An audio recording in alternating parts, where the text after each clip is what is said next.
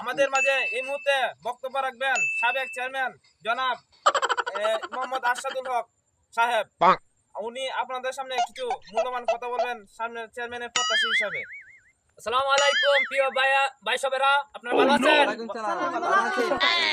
আমি চাই আপনাদেরকে আমাকে চেয়ারম্যান পাস করাইলে আমি আপনাদেরকে বিভিন্ন জায়গায় বিভিন্ন কিছু দিয়াম। আপনারা যেটা চাইবেন আমার রাস্তার দরকার রাস্তা দিমু, যদি বলেন গার্ড দরকার গার্ড, আর যদি কোন চেয়ারম্যান সাহেব আমার একটা মাল লাগবে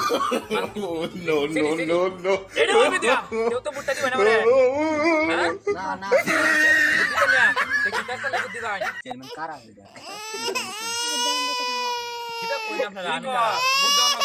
আমি চেয়ারম্যান হইলে সুরসুকি তো থাকবো সব।